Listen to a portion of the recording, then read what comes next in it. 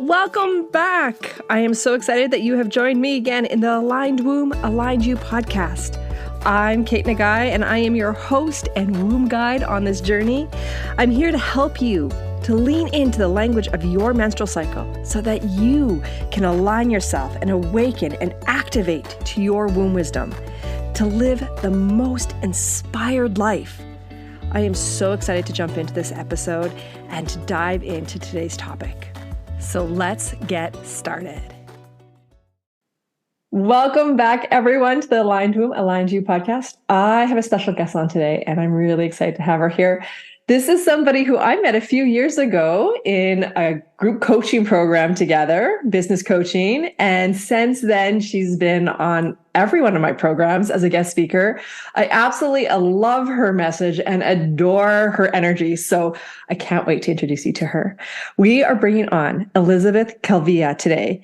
Elizabeth is here to talk all about sexual reclamation. And I feel myself already starting to blush.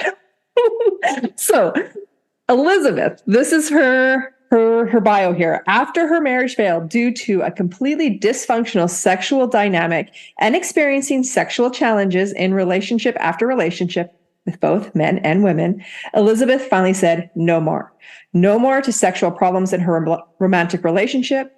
No more to low sex drive. No more to starting fights to avoid sex. No more to feeling locked up, shut down, and restricted in her feminine erotic expression.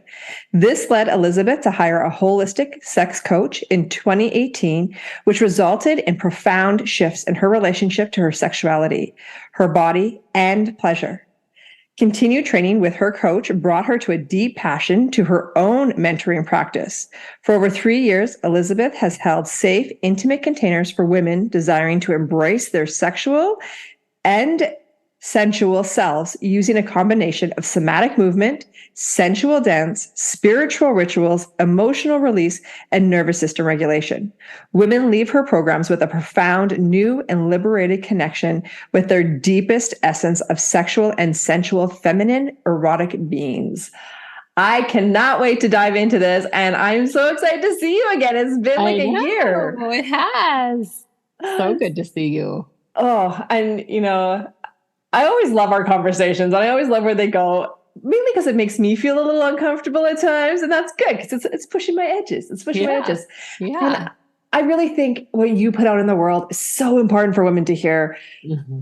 And it's amazing how, probably since I've met you, like this has been a theme that keeps weaving itself back into my world in different ways. Mm-hmm. It weaved its way in through the priestess training that I was in. We had a whole module on this. And, it's just as these little things that keep coming back. And I think that this is, I don't want to call it a movement, but this is where the world is kind of starting to move, is that women, this is our playground too, right? And we should have a say. So I'm so excited to have you here. Do my little happy dance. So, sexual reclamation. Yeah. Mm-hmm. How do you want to start this? Well, just in what you were saying, like the movement that's happening, and I really feel that is what's happening, because our sexuality is foundational to our humanity. The fact that they kind of got separated, we don't really talk about sex, and it's like this something you do behind closed doors, and it's been so shamed, and it's been so repressed and hidden. And it's hilarious because none of us would be here without it.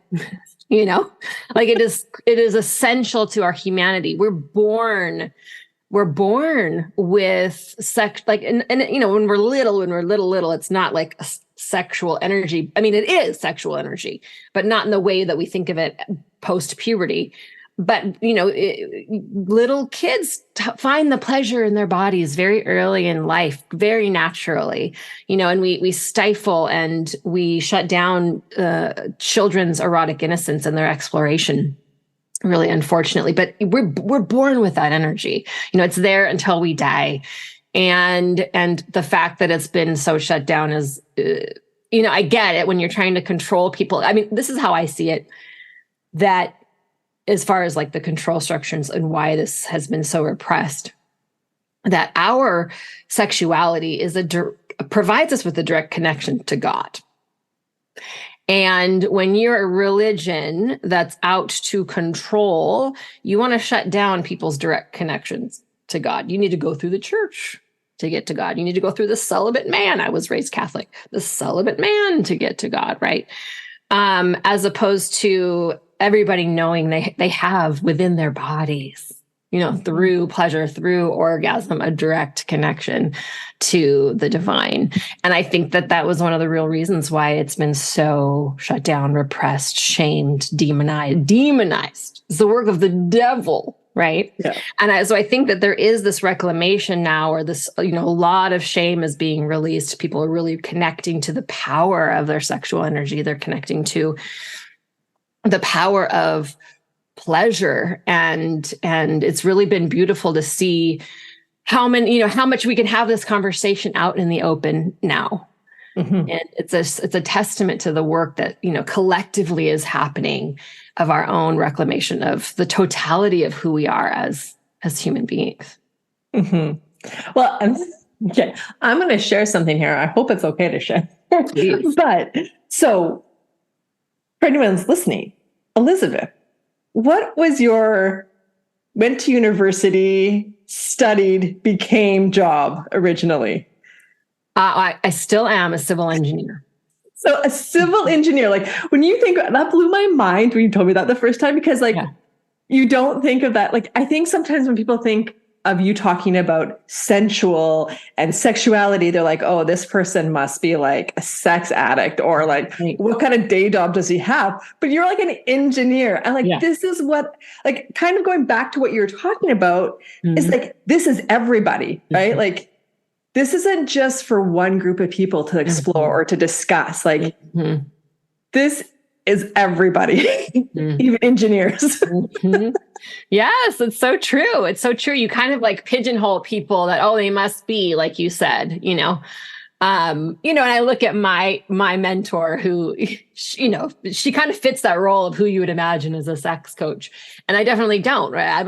I'm a full-time civil engineer to this day, which is, very, very masculine job, very normal, very boring, and yes, it really is for everyone in every walk of life. Mm-hmm. Mm-hmm. Yeah, for sure. And I think that's just so important, because I'm sure there's going to be people that are listening to this going, should I turn it off now or should I keep going? And message is keep going, like keep listening here, because we're going to unravel some beautiful stuff. I know that when you've talked both in the sisterhood program and in my fertility programs, to get women comfortable with this idea of being sexual beings, it's always starting with sensuality. And I think some people get lost in what it actually is when you say sensuality. Can you explain a little bit about how we can tap into this sexual energy through simple things like sensuality practices? Yeah, and I first want to say that a lot of times the two get collapsed. And this was how it was for me. I didn't allow myself to be like I had previously been so shut off from my sexuality, and I saw sensuality and sexuality almost like the same thing, or in really intertwined, and they're very much not. So I love that you're starting this with this question. But those of us that are shut down, if they were like me, shut down sexually, there often is this also being shut down sensually. And sensuality is purely just being connected to our senses. That's it. So how can we, it's touch, and it's smell, and it's taste, and it's sound. And so when we start getting into sensuality, it's, it's music, and it's movement, and it's candles, and it's essential oils, and really just this allowing fuzzy blankets, allowing yourself to just be physically in your senses. What's beautiful about that, it helps us drop out of our mind. And our mind is, our minds get in our way in a lot of life, and definitely in the realm of sexuality, it does. And so when we can start practicing sensuality, it helps us to drop out of here and into the body. Because in the body is where our pleasure is found, is where our eroticism is found, is where, our magic is found, our feminine channel is found. Like the practice of really dropping out of the mind And just engaging simply in a sensual practice is really powerful for starting to reconnect to pleasure, just simple pleasure. Mm-hmm. And we've, in our society, we've so, I'm an engineer, we've so prized the mind and thinking and processing and analyzing. And we've, and the body is where the feminine is, as you well know. And, there's masculine, feminine, and we've prized the masculine in the society we live in. And so when we can actually start bringing honor and respect and value to the feminine and the body and the intuition and everything that comes from the space, I think is what we can access when we have a sensual practice. Mm-hmm. Mm-hmm. And I feel like that is like maybe the first gateway or the first tool that we can have to get us back into feeling pleasure, right? As women, we both have multiple roles. We are often more than one hat, right? And what those hats are, who knows, right? But you might be a partner. And when you come in a partnership, somehow a lot seems to land on you and a lot offloads on the opposite. At least that's what I found. Mm-hmm. You become a mother, or you become an animal mother, right? Like, even before I had kids, I had dogs, and somehow like making sure that they were cared for and vet appointments, like that was all on my list, maintaining the house and knowing where things are and what happens. And we get so much in our head with our to-dos. Like I just wrote a post on Instagram this week talking about how I feel like my thoughts are like a Rolodex that are constantly spinning, right? Like all the things I have to do.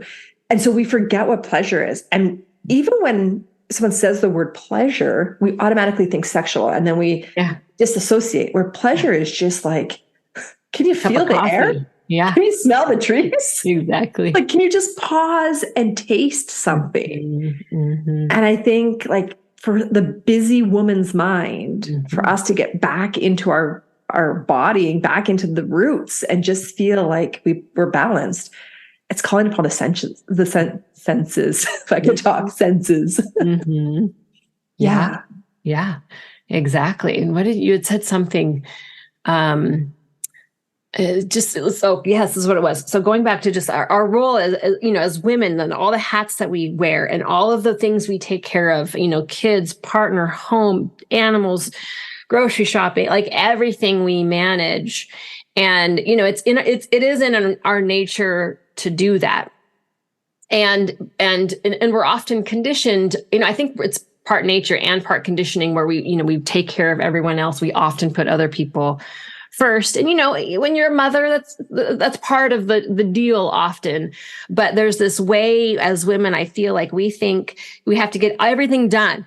Like when we look at the house and there's so many things out of order and our minds are like, oh my God, it's hard for us to even relax when we look at disorder in our own homes and this desire to just take care of everything. And even this feel like we sense like we have to take care of everything before we're allowed to treat ourselves, to, relax or go into some sort of pleasure practice. And it really is like a repatterning for ourselves as women to start to prioritize pleasure. So not only is it hard to access, it's hard to even give ourselves permission for it when there's so many things our Rolodex minds are trying to manage all the time. Yeah, it is a real shift, and it takes something because we don't naturally go there, I think, as women. Yeah. And I would even say, like, by the time the day's done and I have to quit taking care of everybody else, I have nothing left. Nothing left. Right. So like, if my partner's like, hey, kids are asleep, I'm like, hey, I'm tired. And so like, it really kind of starts to shut down this part of our body, which really is vibrancy for life, right? Yeah. I mean, our erotic energy is our life force energy. Yeah. And so the more we can cultivate that, it actually starts to infuse every other area of our life. Yeah. And we do have to make sure, because that experience you're saying of being like just wrecked by the end of the night, all you want to do is go to sleep. That's so normal and that's so typical. And how can we start to, as women, prioritize keeping our cup full? I mean, we've all heard that saying. It's so cliche now, fill your own cup. And, it's hard. It's hard for us women to do that. It's really hard. We feel guilty And I think that when we need to fill our own cup, it can be the simple things of like, what can I do to connect with my senses, to come back into my body, to take care of myself? It doesn't have to be a big thing.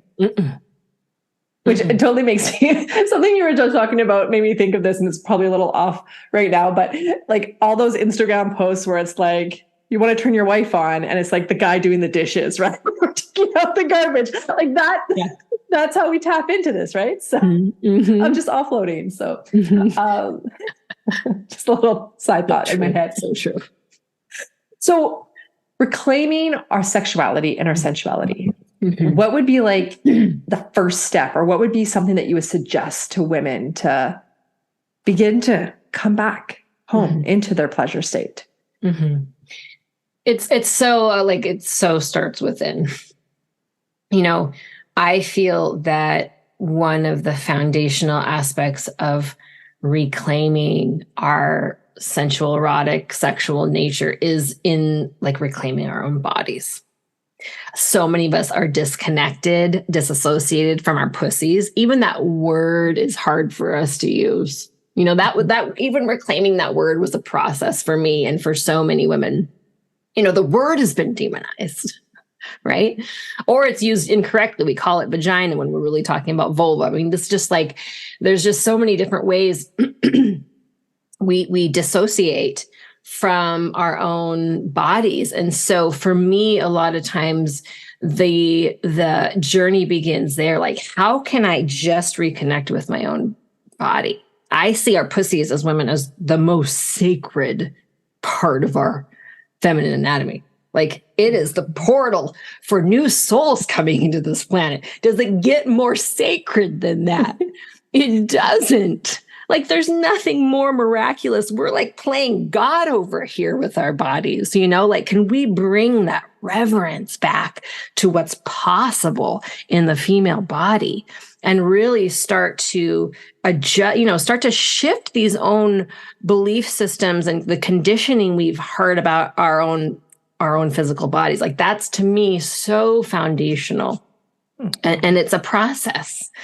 It's a process, so I think that's where I like to start with women, even something as simple. What I think the very first of my erotic truth course, we actually have a yoni gazing exercise. So many women have never taken a mirror and looked at their pussies, like really looked looked with reverence, looked with adoration, looked with awe. Like when you really look, it's like, that's so cool. But you also are confronted. You're confronted with the beliefs of, this is ugly, this is smelly, this is weird. Yeah. One of the things that I do too is there is this practice. It's called Kwadoshka, and they have this genital typing system. And so there's an image from the book. It shows like 12 different vulvas, all different shapes. And you start to see, oh my gosh, they're like flowers. Like if anybody's watched porn, what often people don't know is a lot of those women have been surgically created, right? They've nipped and tucked. So there's this like ideal vulva out in the porn world, right? That's not actually real. It's a very common surgery, apparently. But you don't get the full diversity and the beauty of the feminine vulva like you see when you start to see the variety. And this book is really cool because it types you, because it's like, oh, so if you look like this, you're a wolf woman, or you're I can't even remember what the names of them are, but all these different names, and then they kind of give you like a personality typing based on your. Oh my God, that's awesome! It's so cool. But then you start, like, if you were raised with that. Like, oh, everybody's different. And, there's different things about what that means about you or whatever. Like, you start to have some normalcy around just even seeing yourself without judgment. But that's usually what's right there when we go into a practice like that, is having to confront your own internalized shame about your own body, your own internalized shame about your own sexuality, about your own pleasure. I mean, so many of us got shut down. If we were innocently caught touching ourselves as children, like that's very common, the different ways we get shut down or repressed. And so all of that comes up with something as simple as bringing a mirror to look at yourself. Mm-hmm. Yeah. So it's you're confronting sexual reclamation is not, going to happen in one master class. You know what I mean? It really is a process of facing some of these things that have been, for the most part, in the shadows for us, and having to really look at, feel the feelings that are there, question the belief systems that are there, and really start to create something new for ourselves. Mm-hmm.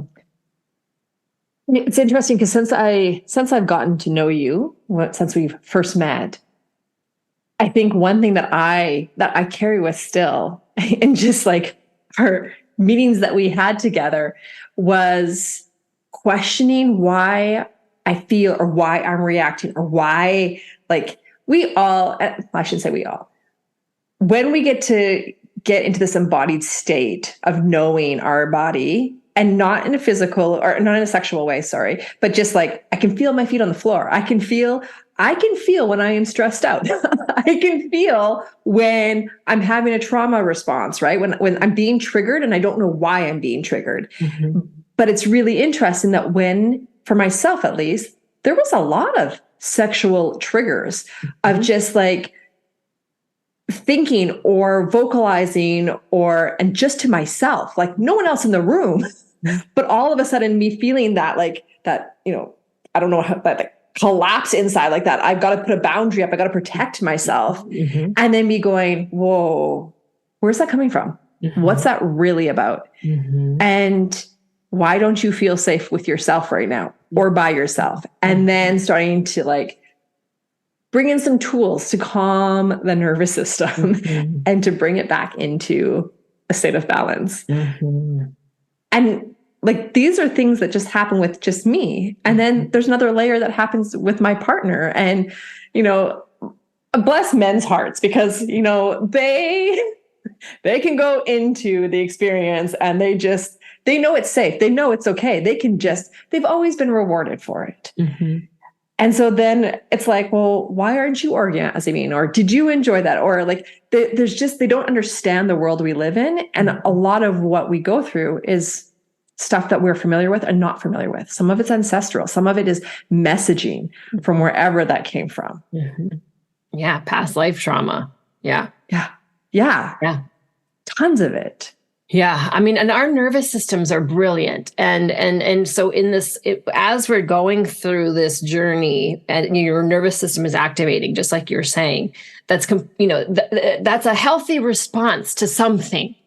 We want to actually really respect and honor what our nervous system is telling us. And we don't want to, one of the ththings I say to the women I work with is we never want to go faster than our nervous systems can go, because if you go too fast, you're going to re-traumatize. So you want to really tune into your nervous system response and work with it. And like you said, question, okay, I feel you getting triggered. Okay, what's actually underneath that?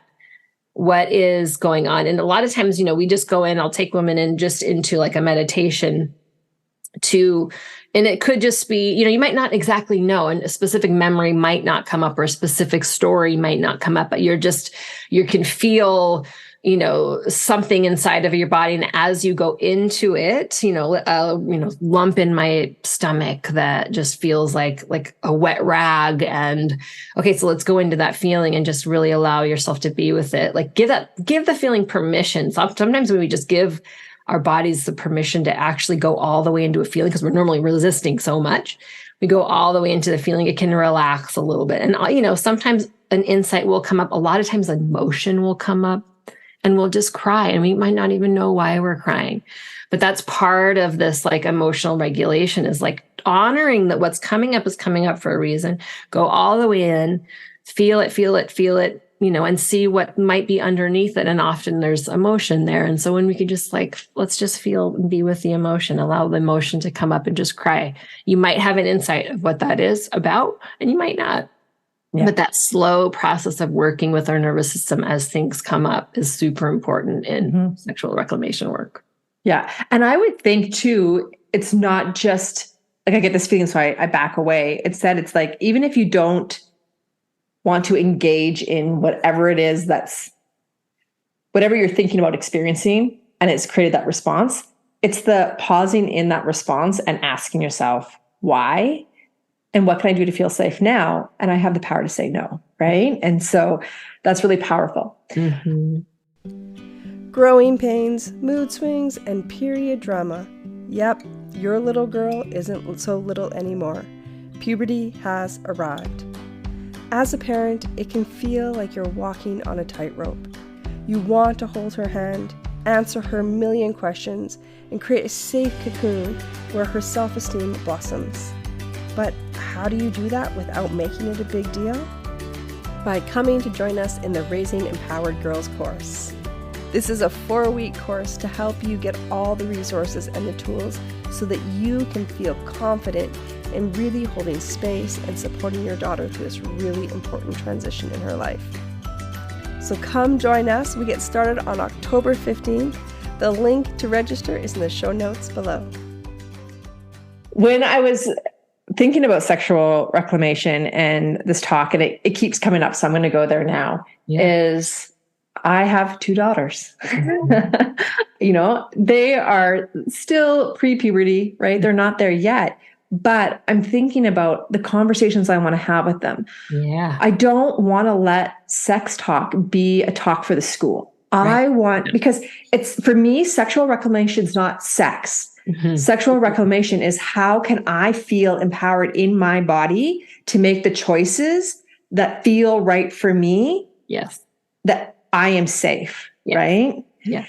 And it's interesting because I didn't grow up in a religious household at all, but I was a byproduct of a teen pregnancy. My mom had me at 16. She was pregnant at 15. Wow. And I didn't have sex for a very long time because I was so terrified, not because I had sexual trauma, but because I had sexual trauma of how my life could totally change and not be the life that I thought I was going to have. Right. Mm-hmm. Like, bless my parents. They're amazing creatures. And they broke all the odds. Like, they became professionals and they went to school and they did all the things. Right. And you don't see that a lot with teen pregnancies. Like, I had really great role models, but in the back of my head, it was like, I don't want to give up my life to raise a child at 16.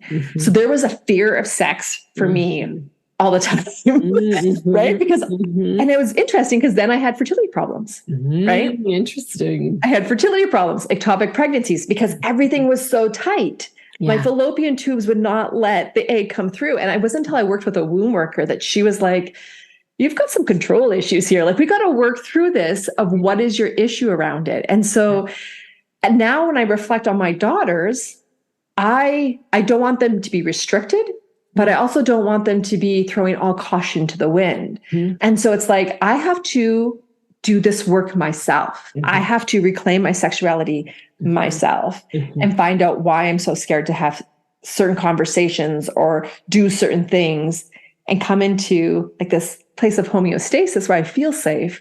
And I want my children to understand that. So like, I have thought about when they get into puberty, of doing the mirror, of looking at, like, know your body parts, right? Like, you need to understand it and you need to understand what pleasure is so that you're not seeking it from someone else, right? And so. Can I offer you something about that? Oh my God, please do. Okay. I love this. And two things is, yes, as parents, we are the models, right? More than anything we say, it's what the behavior we're modeling is the most important thing for our kids. And when it comes to, now that I've gone through my own space and I'm a mother now as well, and I'm a mother to a boy, I see so, and having talked to so many women and now understanding this process, how can we bring young people into this really early? I would recommend bringing the mirror in sooner rather than later. And here's why. When they go into puberty, then they're dealing with the sexual energy too. Before, it's just pure anatomy. Hey, let's just understand how our bodies look. It's so innocent right now. for them. Like my kid, I showed him, boys can see everything for the most part, but he has his anus, right? Is not something he can see. And so there was, not too long. I mean, I don't know. It's been a while now, actually, but I was like, here's a mirror so you can see everything. That's where your poop comes out. And so now, like, oftentimes he'll be like, there's something going on. And he gets the little mirror and he's like squatting over it, looking at himself. It's so cute. But I see that, like, it can be such an innocent conversation of, hey, we have this body part that we can't really see very well. And it's the most important body part you have. So let's just like look at it together. Because now they have no weird things going on about it. So you can get a picture up and like, okay, here is your inner lips and your outer lips and your urethra. That's where the pee comes out. And this is called the clitoris. You probably notice it feels good when you touch it. And then this bigger hole is the vagina. I mean, like, just basic, like super innocent. And then they already have that going into puberty. Because it might be a little weird to talk to mom about sex when they've already are getting through puberty. You know what I'm saying? And so when you've already established that comfort level with them, then they're going to be more apt to just feel comfortable in that conversation later. So I'm a proponent of a really, very age appropriate, but it's just pure anatomy at this point. This is your body. Yeah. And I think it's been like a little bit of a light bulb for me right now, because when they're younger, I used to be a social worker working with domestic violence. Wow. I've seen a lot of crappy stuff. I held space for a lot of sexual assault victims and kids. Yeah. And so having two daughters when they were young, going back to school, like, my brain goes to all the worst case scenarios because I'm familiar with them. Yeah. And so, like, it's like private part, like safe touch, like all these things. Right. Yeah. But now that my kids are not 4 and 5, like now that they can comprehend things, a part of me is like, okay, now I've done a disservice to them, because now they are scared to show their bodies, which is where I am. Like, if I'm being completely honest, at 42 years old, I am scared to show my body. And I don't want them to experience that. I want them to see it as, your vagina is no different than your hand or your foot or your leg. It is a body part. Yeah. It's what happens to that body part without your consent that is the issue. Yeah. And so for me is this, looking at sexual reclamation is really about, like, I need to work on my own stuff where it's come from, because not all of it, like, some of it is because of my mom being a teen pregnancy, that I've carried over some of that imprinting in the womb, I'm sure of. But the rest of it, that's my own story. And where did that come from? I've got to not even figure it out. I've got to find ways to release it. And I'm so lucky because I have some really beautiful, amazing people in my life that are so, like, they've reclaimed their sexuality and there's, like, no fear of it. Right. And so it's good because it's not just for me, but it's my husband, like, one of our closest friends. It was his friend to start with. She's now my friend. I say he's lost her. She's like my biggest, like, we're going to dance naked around a fire one day. And I'm like, I don't know if I'm quite there yet. And she's like, one day you will be. I will bring out my drum and we will do it. And so, like, my husband is exposed to this as well, of like this sexual freedom in a way that's not about, like, how sex has been imprinted in our head through thinking of, like, porn or television or, like, it's this whole different experience. And it's beautiful because my kids get to witness it a little bit, like, in an age appropriate, safe container. Right. But I need to heal me so that I can be that mirror for them going forward. And you can heal yourself alongside them. Yeah. I was talking to my older sister about sex and how to talk to her daughters about sex. And, I believe that empowering our daughters, our younger girls, around the most sacred part of their body helps them to make those powerful decisions. When as they get a little bit older, you'll start having these conversations of why is it called a private part? Why isn't that something we're just showing? There is a reason for that. And there's a lot of, when we really listen to our body, when we really honor our body, when we really make choices and tune in, and, this is a very sacred part of the female body. A lot of things happen here. And as the more and more they're connected to that, they're connected to the sacredness about, they're fully empowered. Like, they know the full body part, and they, like, start to understand the sacredness, what's possible here. It's important to understand the bad things that can happen. But a girl as she's growing up that's really connected to this, she's gonna be like, get the hell out of here. No way, you know, or you're not going to touch me. Like one of the things that a lot of us women, you know, a lot of us women allow is penetration when our bodies aren't physically ready. Yeah. Like we're not fully aroused, and we allow penetration in any way. We're kind of our pussy is saying, I'm not ready. And we're overriding her message, right? So when we can start to really honor her and listen to what she's saying and say to a man, well, she's not ready yet. We got to do a little bit more work here, you know, like, and stand up for our own pleasure, stand up for our own integrity and sanctity. Like this is what, like, these are the things that help, you know, as a girl gets more and more connected, these are the ways she can start being, because she just has so much ownership here and there's no shame about it. You know, like that's going to, was going to have her really make those good decisions and not get herself in trouble with the boy that's pushing too hard. She's gonna be like, fuck you, get out of here. You know? Because she's not needing to give that to them to prove anything. Like, she's just like, no, not everybody gets to go here, bro. You know, like she's gonna own it. And there's this process as you have these, you're gonna heal as you have these conversations with them too, you know, and as you do your own work, whatever that looks like. Yeah. So it's, I mean, it really is an opportunity for both of you or all three of you to really, you know, you're going to set them up so much more, and you'll be doing your own work as you do that with them. Yeah. Yeah. Mm-hmm. Yeah. And, you know, just going back a little bit of what you just said about the penetration and our vaginas, or not our vaginas, our pussies, not being ready to accept. You can use vagina. I just love the word pussy. Not being willing to accept. This is, I think, a really hard thing for a lot of women, because and I don't even think that it's been like something that, you know, our partners has said to us of like, this is the power dynamic, but we already know it in our nervous system that this is the power dynamic. And so we're uncomfortable of how to have those intimate conversations or how to ask for what we need. Mm-hmm. And we just get it done, right? Mm-hmm. Versus being like, no, this isn't. And so we take away a lot of our own power. Mm-hmm. And I think some of this sexual reclamation, you know, share what you want from here as well, of it's about us knowing how to ask. Yeah. And how to get our partners, how to create a safe environment for us to have these conversations with our partners, so that it is an actual partnership act versus just an act. Mm-hmm. Mm-hmm. I have two things to say about that. One, if you've ever seen pictures of the vagina, the actual vagina, and the throat, they look very similar. Yeah. Pussy connection for sure. And so as you can activate and open here, or one or the other, you get to activate and open the other. But one of the things that I feel is so missing for women is our own understanding of how our body and our turn on work. Most of the sexual research, and this has been changing more recently, but most of the research has been done on male sexuality.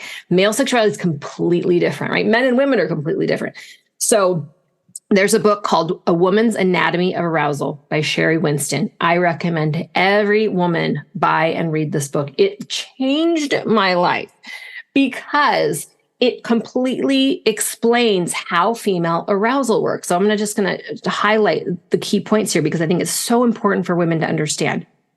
So there is a Taoist saying that is, men are like fire, women are like water. Men heat up quickly and go out quickly. Women heat up slowly and stay warm for a really long time. So our arousal takes a lot more time than men, and it's different in a really key way. With men, you can go straight to their cock. Doesn't matter where they are. You go grab their penis, they're into it. They are into it. Go right there, baby. Mm-hmm. If you go to a woman cold and you grab her pussy, no, it's not. And men will often do that because they like going straight there. And women will tolerate that because they think it should be that way. It's not that way for women. Women warm up from the outside in. So the pussy should be the last thing you touch in a woman. That's how, it takes a long time for the full engorgement when you've seen the full picture of the clitoris, right? when a clitoris is fully engorged, you feel that engorgement when you're fully aroused. It takes time. And so a woman she's more responsive when, you start on the outside, you start with her arms and her fingers, and you slowly work your way in, start with her legs. Like, you don't even touch the genital region of a woman for a really long time. Kiss her neck. And, and so as a woman, you understand, oh, that's why it takes me longer than a man to get turned on. When you're fully educated on the way your body arouses, you have a lot more, at least from my experiences, I have a lot more like the ability to say, oh no, we're not ready for that yet, buddy. Like, we got some other work to do here. And when you can empower, so when you empower yourself, then you have that communication. And what's funny is when I read this book, I was like, oh my God, yes, that is my experience. I had just never put it together in my own mind. No wonder I don't like to be penetrated right away. When you're fully aroused, the pleasure you feel in penetration is amazing. When you're not fully aroused, it doesn't really feel that great. Yeah. It takes a while until you get, oh, okay, now it feels good. But when you can really get fully aroused before you go there, I mean, it's like a whole nother ball game. And so that education of us and women of our own bodies, that's why this book, I'm like, everybody should read this book so you understand how your own body works. Like, why wasn't this taught to us? Why am I 45 years old reading this book? This is not okay. Yeah. So I highly recommend women read that book because it's so empowering. It's so empowering. And then it makes it easier to have those conversations. Yeah. And that totally makes sense. But that's also going back to how this whole conversation started around sensuality. Yeah. About feeling the safety of our body being touched. And I know that you taught this, and I was also taught in my priestess training, of just the gentle stroking of the hand, right? Or the arm. And it's really interesting now that this just came to my mind, because I have done courses on nervous system regulation. And one of the nervous system regulation tools to help keep people feel safe and to reduce anxiety is to stroke your own arm nice and slow, because your brain can't register that it's you doing it. It just feels someone soothing it, right? And so what better way to get a woman to feel safe and prepared and get her nervous system regulated by touch, gentle, soft touch. Yes. Yes. Yeah. And then you also feel, you just feel taken care of. So, oftentimes with sex, we're very goal oriented, we're going for the orgasm. Well, let's not go for the orgasm. How about we just not go for the orgasm? Let's just go for the pleasure of it. Let's just go for the adventure and the fun of it. Let's actually say we're not going to orgasm today. And then it's oh, okay, well then what else can we do? When we put so much focus on that it really shuts down just the simple touch that is so magnetic and so delicious and gets a woman so juiced up. Oh my God. I love it. I love it. That is such a great tip. Oh my gosh. I could have you here forever, but I know that we're almost at time. Oh my God. I know. These conversations always go fast. I know, it's so fast. So is there a last minute thing that you would like to share on this idea or theory of reclamation of sexuality? Yeah. Kind of just getting to the foundation, contextually. I feel that as women, as feminine beings, our power is accessed through our sexuality. This was an insight I had early on in my own journey, was that, we've had this female empowerment movement for so long, and it's, let's be, whatever, which I'm completely supportive of. But what I realized was we will never access our full power as women until we reclaim that part of us. This is the foundation of our power. So if you're really interested in your own empowerment or the empowerment of women, that this has to be a part of it. We can't do it without this part. We have to fully own our bodies. We have to fully own the sanctity, the magic, the miracle of our bodies, and really honor the power of the energy of what sexual energy is. And, release that shame. And that's, so it's just so essential for, in my opinion, the full empowerment of women on this planet, the full rise of the true divine feminine, like coming through, will require the reclamation of our sexuality. And so, oftentimes we think of this as it doesn't matter. I think it matters the most. Yeah. Yeah. So that's the only thing I would want to add, I think. Yeah, that's beautiful. That's beautiful. And something that you were just saying just triggered a thought of me, going a little bit back here when we were talking about teens and puberty and so forth, is that the more that we can get girls to trust their body, know their body, feel their body, we're also setting the tone for healing the boys. Yes. Yes. Right? Because let's be honest, like, yes, boys, I think they figure it out a lot sooner than us girls do sometimes, but at the same time, they don't know how to actually pleasure. And if they have someone that's saying, no, that works for you, but not for me, like, we are setting the tone of what pleasure can be as a couple, as a joint union that doesn't require actual sex, right? Like, how can we build relationship? How can we build intimacy? How can we get to know each other on a cellular level? Mm-hmm. And so by doing this work, we're healing ourselves, we're healing our daughters, we're healing our sons, and we're really starting to heal the damaged sexual portrayal that's out there, right? Yep. We all heal. Yep. Yeah. All right. This is such a great talk. We could talk forever. I love this. But I like to end these calls before we get into your details here. I like to end these calls with some kind of womb-led tip for women. And this is just meant to be like a tip for them to connect, whether it be with their womb space, with their feminine energy. What is one tip that you would get for them to be able to come back into relationship with themselves? So one of the things that I love that I got from my mentor is really considering our womb and our cervix really as that portal, right, between life and death. So our womb ends up being our connection, a direct connection to the goddess, the divine feminine. And so when we can start to actually in meditation connect to, she called it your yoni oracle. And so I use that as well, because it's like when we can start connecting to, like, really acknowledging that this is what this is and start to connect to this wisdom, this source of wisdom we're actually always tapped into.